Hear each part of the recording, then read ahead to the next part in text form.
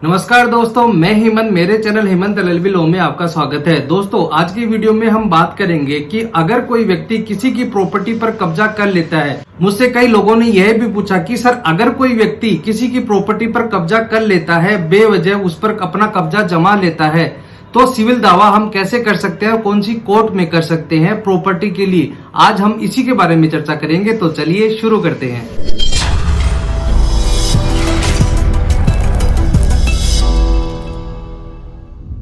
इसलिए लोगों की डिमांड पर मैंने यह आज वीडियो बनाया है कि अगर कोई व्यक्ति बेवजह आपकी प्रॉपर्टी पर कब्जा करके बैठ जाता है, तो आप अपनी प्रॉपर्टी से उस व्यक्ति को कैसे हटा सकते हैं। कोर्ट में जाने से पहले आप उन सभी प्रॉपर्टी के डॉक्यूमेंट्स इकट्ठा करें जिस प्रॉपर्टी के आप मालिक हैं। आपका कब्जा जरूरी नहीं कि स्वामी के रूप में हो, दूसरे रूप में भी हो सकता है। आपका कब्जा वैधानिक रूप में भी होना जरूरी है। जैसे वैधानिक कब्जे में आपका स्वत भी हो सकता है, आपका लीज भी हो सकता है और वैधानिक रूप में भी कब्जा हो सकता है। उसके बाद आपको यह बताना है कि अगले ने रॉन्गफुल पोजीशन किया है या कब्जा किया है, उसने कितनी तारीख को किया है। अगर आपने अभी तक मेरे चैनल को सब्सक्राइब नहीं किया है तो प्लीज इसे सब्सक्राइब करें। अगर वीडियो अच्छा लगा हो तो प्लीज इसे लाइक जरूर करें। अगर अगले व्यक्ति ने रॉन्गफुल पोजीशन किया है या गलत रूप से कब्जा किया है, अगर आपका रिकॉर्ड है तो आपको गवाह भी रखने पड़ेंगे।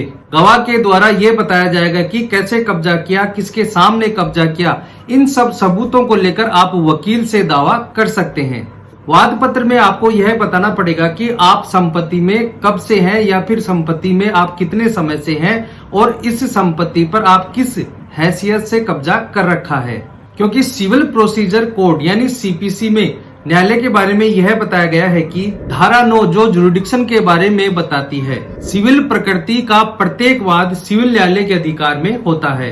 और उसी सेक्शन 9 में यह बताया गया है कि सिविल प्रकृति का वाद क्या होता है। इसलिए किसी संपत्ति से संबंधित अधिकार से विवाद है या किसी पद से संबंधित विवाद है तो वह सिविल प्रकृति का मामला माना जाएगा। तो अगर किसी ने आपकी संपत्ति पर कब्जा कर लिया है तो आप न्यायालय के समक्ष कब्जे से संबंधित अधिकार मांग सकते हैं।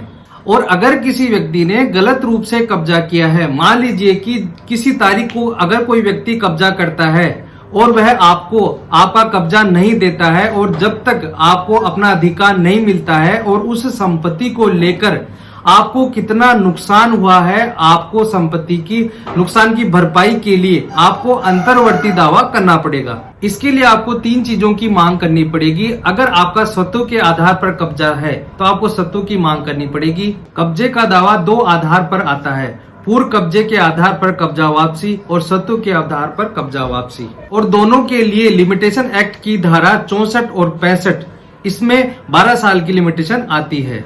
12 साल के बाद आपको कोई भी उपचार नहीं मिलेगा। लिमिटेशन एक्ट की धारा 12 यह कहती है कि अगर कोई व्यक्ति गलत रूप से पोजीशन करता है या कब्जा करता है किसी की संपत्ति पर, मान लीजिए कि आप संपत्ति के मालिक हैं और कोई दूसरा व्यक्ति गलत तरीके से आपकी संपत्ति पर कब्जा कर लेता है और 12 साल तक अगर आप उसे कुछ भी नहीं कहते हैं या कुछ भी कार्रवाई नहीं करते हैं, तो जिस व्यक्ति ने कब्जा किया है या फिर रॉन्गफुल पोजीशन किया है तो वह संपत्ति का मालिक बन जाएगा। अब मैं आपको यह बता देता हूं कि कौन से न्यायालय को सिविल मामले सुनने के अधिकार हैं। अगर किसी संपत्ति की कीमत 5 लाख रुपए है तो उसे सिविल जज 2 सुनने का अधिकार रखता है। अगर किसी संपत्ति की कीमत 5 लाख से 1 करोड़ के बीच है तो उसे सिविल जज 1 के द्वारा सुना जाएगा। अगर किसी संपत्ति की कीमत 1 करोड़ से ज्यादा है तो उसे डिस्ट्रिक्ट कोर्ट के द्वारा सुना जाएगा। तो दोस्तों, आज के लिए इतना ही। मैं उम्मीद करता हूं कि आपको ये वीडियो समझ में आ गया होगा कि आप किस प्रकार से अपनी संपत्ति पर कब्जा हटा सकते हैं अगर किसी व्यक्ति ने बेवजह रूप में आपकी संपत्ति पर कब्जा कर लिया है और किस न्यायालय में आप सिविल दावा ला सकते हैं। तो दोस्तों, आज के लिए इतना ही। अगर आपको ये वीडियो अच्छा लगा हो तो प्लीज इसे लाइक करें और मेरे से जुड़ने के लिए आप मेरे चैनल को सब्सक्राइब करें और जो रेड कलर का बटन है उसे दबाकर आप ऑल पर जरूर करें ताकि मैं कभी भी वीडियो अपलोड करूं तो उसका नोटिफिकेशन आपके मोबाइल पर आता रहे। धन्यवाद।